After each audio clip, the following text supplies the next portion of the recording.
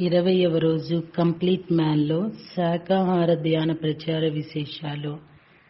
తన ధ్యాన ప్రచారంలో భాగంగా పత్రిజీ తాను పర్యటించే ప్రతి చోట చెప్పే మాట మాంసాహారం మానండి, జీవహింసను ఆపండి, శ్వాసను గమనిస్తూ ధ్యానం చేయండి, యోగులుగా మారండి.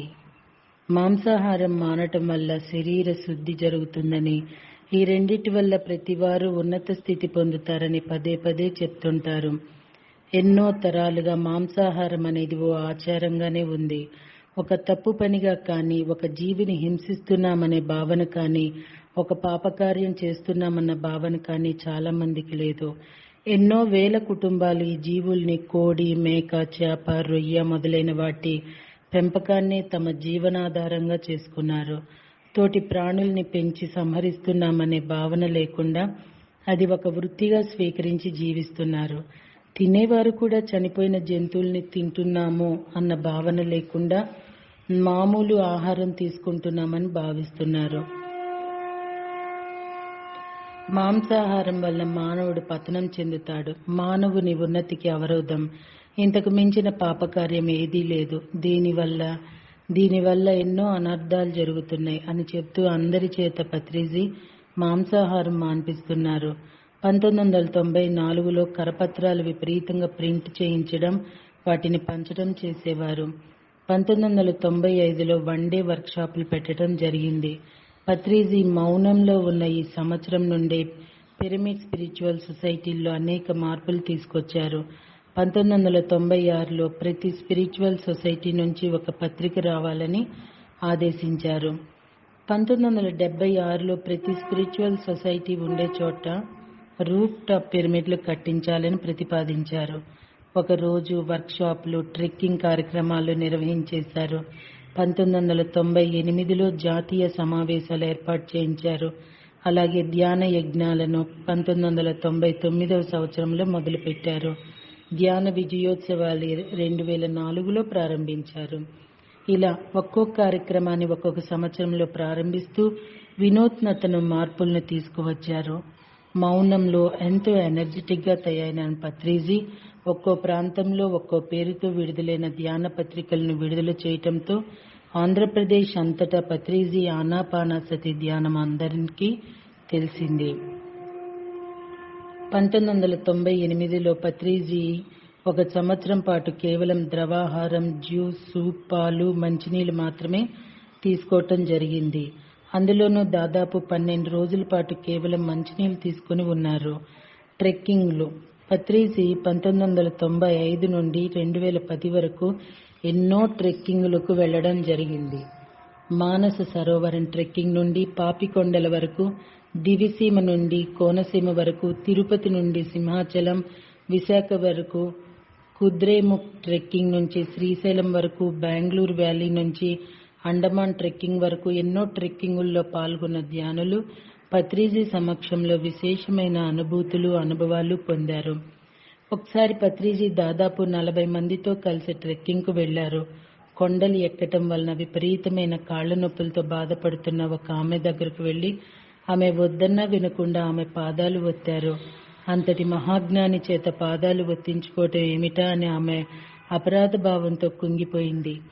పత్రిజీ ప్రతి ఒక్కరిలోనూ బ్రహ్మస్వరూపాన్నే చూస్తారు. ఎవరైనా తన కాళ్లకి నమస్కరిస్తే ఆయన తిరిగి వారి కాళ్లకు వెంటనే నమస్కరించేవారు.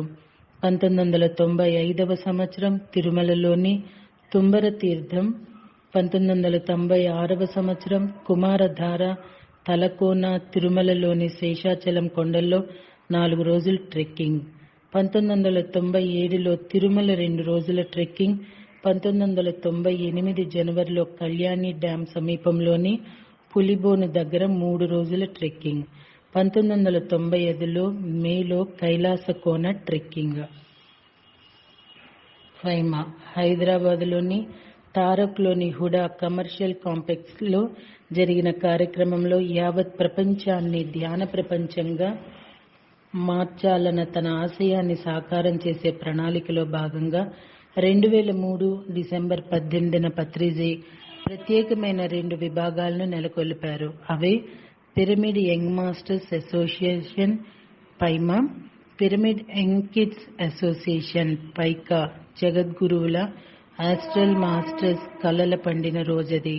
ప్రపంచంలో ఈనాడు వస్తున్న ఆధ్యాత్మిక విప్లవాన్ని నలుమూలలా వ్యాపింపజేయడానికి జన్మ తీసుకున్న ప్రస్తుతం బాల్య యవ్వన దశల్లో ఉన్న లక్షలాది మాస్టర్లను ఒక గొడుగు కిందకు తీసుకురావడానికి పత్రిజీ చేపట్టిన మహాకార్యమే ఇది. ఈ కార్యక్రమంలో పత్రిజీ మాట్లాడుతూ 7 సంవత్సరాల నుండి 14 సంవత్సరాల లోపు వారు పైకా సభ్యులుగాను, 14 సంవత్సరాల నుండి 28 సంవత్సరాల లోపు వారు ఫైమా సభ్యులుగా ఉంటారని, ప్రతి నెల 18వ తేదీ పైకా ఫైమా దినాలుగా ప్రకటించారు. పిరమిడ్ మాస్టర్ ప్రేమ గారిని దీనికి సలహాదారునిగా, హేమలత, సోమశేఖర్ గారిని సహాయ సలహాదారులుగా నియమించారు. ఈ విషయం నాకు ఇప్పటికీ తెలియదు మాస్టర్స్. మరి ఇప్పటికీ ఇది కంటిన్యూ అవుతుందో లేదో కూడా తెలీదు. నిజంగా ఈ బుక్ చదవటం వల్ల మనకి తెలియని మన సొసైటీలో పత్రి సార్ నెలకొల్పిన చాలా విషయాలు తెలుస్తున్నాయి కదా. మరి మనకు ఈ జ్ఞానాన్ని అందించిన వారికి మనం కృతజ్ఞతలు తెలియజేసుకుంటున్నాము. పిరమిడ్ స్పిరిచువల్ సొసైటీలో ఒక నూతన అధ్యాయం ప్రారంభమైంది. పత్రిజీ ప్రకటించారు, ఏ పని అయినా పెద్దవారి కంటే కూడా చిన్నపిల్లలు 10 రెట్లు బాగా చేయగలరని. కాబట్టి చిన్నపిల్లలు నాయకులుగా ప్రపంచంలోనే మొట్టమొదటి సంస్థగా ప్రకటించారు. వీరి ద్వారా భవిష్యత్తులో ఎంతో ఆధ్యాత్మిక ప్రగతి వస్తుందన్నారు. పత్రిజీ చివరిగా అందరి చేత ధ్యానం చేయించిన అనంతరం ఫైమా సభ్యులందరినీ వేదిక మీదకు ఆహ్వానించి సభలోని అందరి చేత నాట్యం చేయిస్తూ నిరవధిక కరతళ ధ్వనులతో వారిని అందరినీ సత్కరించారు. పత్రిజీ అందరి చేత నాట్యం చేస్తూ ఆనందోత్సాహాలతో పండుగ వాతావరణంలో ఆ కార్యక్రమాన్ని తయారు చేశారు. వేదిక మీద కొలువు తీరిన నవతరాన్ని నడిపించబోయే ముక్కు పచ్చలారని నాయకులను చూసి అక్కడున్న ప్రతి ఒక్కరి కళ్లల్లోనూ ఆనంద బాష్పాలు తిరిగాయి. వారిని చూసి అందరూ ఎంతో ఉద్వేగాన్ని లోనయ్యారు. ఈ కార్యక్రమంలో పత్రిజీ దంపతులను పిల్లలందరూ వెళ్లి సాదరంగా ఆహ్వానించారు. Hyderabad, November 7, 2004న Andhra Pradesh pyramid doctors అసోసియేషన్ను Patriji ప్రారంభించారు. అందరికీ ఆరోగ్యం అనే నినాదంతో ఏర్పడిన ఈ అసోసియేషన్ ప్రపంచ ఆరోగ్య చరిత్రలోనే శుభోదయంగా పత్రిజీ వర్ణించారు. రోగి తనలో జబ్బుకు తనంతట తాను స్వయం కృషితో పోగొట్టుకుని ఆరోగ్యవంతుడిగా తయారు కావటానికి వైద్యపరంగా, శాస్త్రపరంగా, ధ్యాన జ్ఞానపరంగా సహకరించేవారే పిరమిడ్ డాక్టర్ అంటూ డాక్టర్ రిచర్డ్ గెర్బర్ వ్రాసిన వైబ్రేషన్ మెడిసిన్ అనే పుస్తకాన్ని చూపిస్తూ ప్రతి పిరమిడ్ మాస్టర్ తప్పకుండా చదవాల్సిందిగా కోరారు. ఇందులో doctor Harikumar, doctor Yugandhar, doctor Parameshwar Reddy, doctor Sudha Koduri, doctor Balaram Pratap Kumar, doctor Satyanarayanamurthy మొదలగు వారు పాల్గొన్నారు. డాక్టర్ అంటే లాటిన్ భాషలో హీలర్ అని అర్థము. పిరమిడ్ డాక్టర్కి ధ్యానం, శాకాహారం 2 రెక్కలు. ఏపీ పిరమిడ్ మాస్టర్ అసోసియేషన్కు ప్రెసిడెంట్గా డాక్టర్ న్యూటన్, సెక్రటరీగా డాక్టర్ హరికుమార్ వ్యవహరించారు. పిరమిడ్ స్పిరిచువల్ సొసైటీ ప్రారంభ దినాల్లోనే కర్నూల్లో పత్రిజీ దగ్గరకు వచ్చి పిరమిడ్ ఫిలాసఫీ వంటబట్టించుకున్న డాక్టర్ న్యూటన్, డాక్టర్ యుగంధర్లు వారు అప్పటి నుంచి వారు ధ్యానంను స్వస్థత ప్రక్రియగా చేపట్టి తమ వైద్య విద్యా విధానాన్ని కొనసాగించడాన్ని పత్రిజీ కొనియాడారు. మొదటిగా పిరమిడ్ డాక్టర్స్ అసోసియేషన్ను కర్నూలులో డాక్టర్ హరికుమార్ ప్రారంభించారు. అనంతరం విజయవాడలో పిరమిడ్ డాక్టర్స్ సొసైటీని డాక్టర్ గోపాలకృష్ణ, శ్రీనివాసులు ప్రారంభించారు. వైజాగ్లో స్పిరిచువల్ హెల్త్ కేర్ సెంటర్కు అంకురార్పణ చేసిన డాక్టర్ గోపాలకృష్ణన్ కూడా పత్రిజీ కొనియాడారు. అవే ధ్యాన ఆరోగ్య కేంద్రాలుగా మారాయి.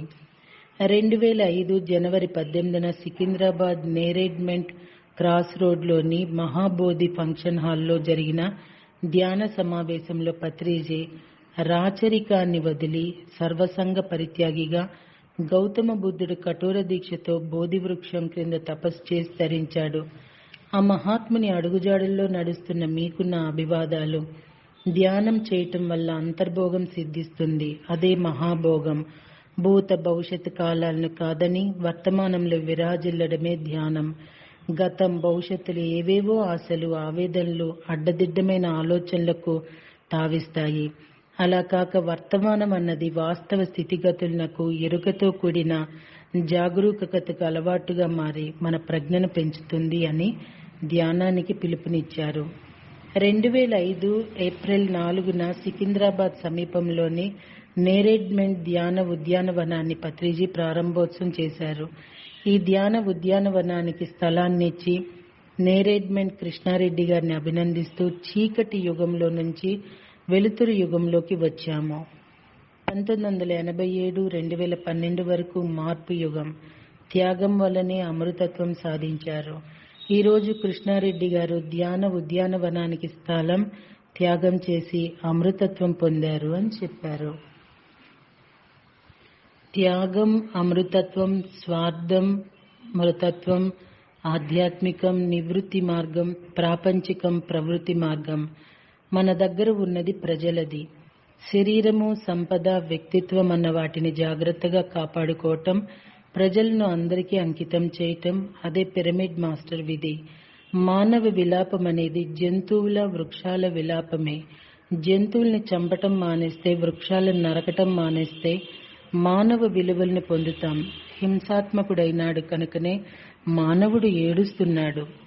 పిరమిడ్ మూమెంట్ అంటే మైత్రేయ బుద్ధ ఆగమనం, యేసు ఆగమనం, కొత్త యుగం ఆగమనం. 2006 ఏప్రిల్లో Vizianagaram pyramid masters Vizianagaram pyramid spiritual సొసైటీని స్థాపించుకొని సంవత్సరం కావడంతో సొసైటీ ప్రథమ వార్షికోత్సవాన్ని పత్రిజీ ఆధ్వర్యంలో జరుపుకున్నారు.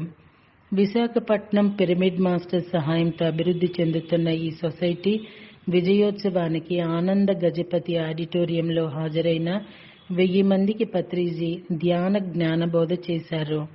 హింసా చోడో హంస పకడో అనే విషయాన్ని వివరించారు. అనంతరం అందరి చేత 45 నిమిషాల సేపు ధ్యానం చేయించారు పత్రిజీ. ఈ కార్యక్రమాన్ని సిటీ కేబుల్ వారు ప్రత్యక్ష ప్రసారం చేయటంతో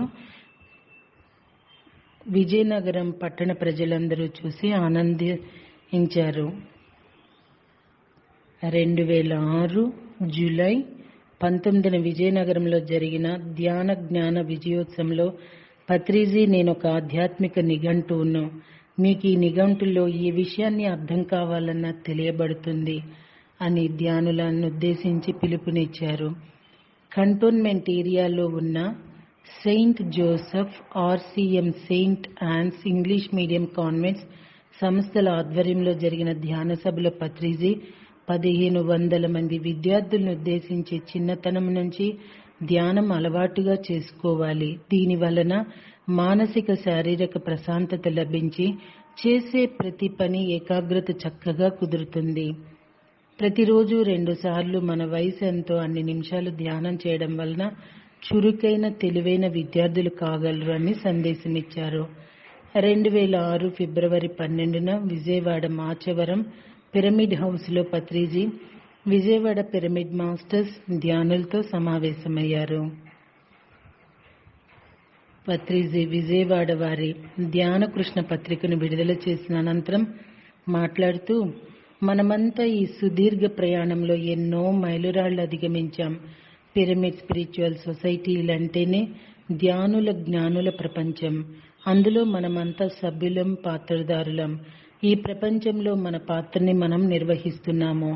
ఎప్పుడైతే ఈ ధ్యాన ప్రపంచం నుంచి విడిపోతామో అప్పుడే మానవునికి అసహనం, డోలాయమానం, కర్తవ్య రాహిత్యం, మానసిక ఒత్తిళ్లు, దుఃఖం అన్నీ కలుగుతాయి. గౌతమ బుద్ధుడు 29 సంవత్సరాల విలాసవంతమైన తన జీవితం తరువాత మొట్టమొదటిసారిగా సమాజంలో సర్వత్రా దుఃఖం నిండి ఉండటం గమనించాడు. దాని నివారణ కోసం తన జీవితాన్ని ఫణంగా పెట్టి తాను పొందిన జ్ఞానసారాన్ని మనకు అందించాడు. తన శేష జీవితాన్నంతా జ్ఞానబోధకు వినియోగించాడు. అంతేకాదు, తిరిగి 2005 సంవత్సరాల తరువాత ఈ భూమిపైకి మైత్రేయ బుద్ధుడిగా వస్తాను అని ఆ రోజే చెప్పారాయన. నేను, నాది అన్నవి పోగొట్టుకున్న వారే పిరమిడ్ మాస్టర్లు. Pyramid spiritual society moment Maitreya బుద్ధుని ఆగమనం గౌతమ బుద్ధుని కాలం నాటిది మొదటి ఇన్నింగ్స్ అయితే ప్రస్తుతపు మైత్రేయ బుద్ధుని ఆగమనం రెండవ ఇన్నింగ్స్. ఇక ఈ భూమండలంపై మూడవ ఇన్నింగ్స్ అంటూ ఉండదు. ఈ భూమండలం అంతా ఓ దివ్య కక్షలో ప్రవేశపెట్టబడింది. సృష్టి యొక్క యాజమాన్యం ప్రకారం కాస్మిక్ గవర్నమెంట్ ద్వారా. శివుని ఆజ్ఞ లేనిదే చీమైనా కుట్టదు. గవర్నమెంట్ ఆఫ్ ఇండియా అంటే ఎవరు? ఒక ప్రెసిడెంట్ను గవర్నమెంట్ అంటామా, లేక ప్రైమ్ మినిస్టర్ను మాత్రమే గవర్నమెంట్ అంటామా? కాదు. గవర్నమెంట్ ఆఫ్ ఇండియా తరపున పనిచేస్తున్న వారందరూ కలిసి వెరసి గవర్నమెంట్ అవుతుంది. కాస్మిక్ గవర్నమెంట్లో పనిచేసే మనమంతా కాస్మిక్ గవర్నమెంట్లో భాగమే. ఇక్కడ జరిగే ప్రతి పని ఈ కాస్మిక్ గవర్నమెంట్ అనుమతితోనే జరుగుతుంది. అనేక యుగాలు ఏర్పడడం, యుగ మార్పులు, కాలచక్రం ఇవన్నీ కాస్మిక్ గవర్నమెంట్ యొక్క ప్రణాళికలే, ఆజ్ఞలే. ఎలాగైతే ఋతువులు మారుతుంటాయో అదేవిధంగా యుగాలు మారుతుంటాయి. సృష్టి యొక్క సుఖమయ ప్రయాణం కోసం అలా జరగటానికి కాస్మిక్ గవర్నమెంట్లో కృషిలో భాగమే మనము అనుభవిస్తున్నది. ఈ సృష్టి యొక్క ప్రయాణంలో పెను మార్పులు ఈ రెండవ ఇన్నింగ్స్లో జరగబోతున్నాయి. వీటి అమలు కోసం పిరమిడ్ స్పిరిచువల్ సొసైటీ మాస్టర్లు, ధ్యాన జ్ఞానాల్లో అతిరథులు, మహారథులు, అర్ధరథులు అయి ఉన్నవారు ఈ భూమిపై జన్మ తీసుకున్నారు. మహాభారత యుద్ధం 18 రోజులు జరిగింది. ఈ భూమిలో ప్రస్తుతం పెను మార్పులు కూడా 25 సంవత్సరాలు ప్రాతిపదికగా జరగటానికి కాస్మిక్ గవర్నమెంట్ నిర్ణయం తీసుకుంది. పెను మార్పులు 1987లో మొదలై 2012 సంవత్సరంలో అంతమవుతున్నాయి. అందులో మన పాత్ర ఎంతైనా ఉంది. సృష్టి యొక్క యాజమాన్యం యొక్క నేతృత్వంలో ఇదంతా జరుగుతుంది. ఈ సృష్టిలో జరిగే పెను మార్పులకు ప్రొఫెసర్, డైరెక్టర్ అంతా కాస్మిక్ గవర్నమెంట్. మనమంతా ఒక ధ్యాన త్రాటిపై నడవడానికి, భూమిపై 700 కోట్ల ప్రజలను 2012 నాటికి ఒకే ధ్యాన గొడుగు కిందకు తీసుకురావటానికి ఇదే ప్రతిపాదిక, ఇదే ఈశ్వరాజ్ఞ. 2012 తర్వాత ధ్యానం చెప్పటం ఎలా ఉంటుందంటే కృష్ణానది పక్కన నీళ్లు అమ్మినట్లుంటుంది. 2012 వరకే మనకి ఈ ధ్యాన ప్రచారానికి అవకాశం. ధ్యాన ప్రచారం చేసేవారే తెలివి ఉన్నవారు. సమయ ధర్మం, సందర్భ ధర్మం తెలిసిన వారే తెలివి ఉన్నవారు. ఈ భూమండలంలో వర్తమాన సమయంలో సమయోచిత, సందర్భోచిత ధర్మం ఒకటే.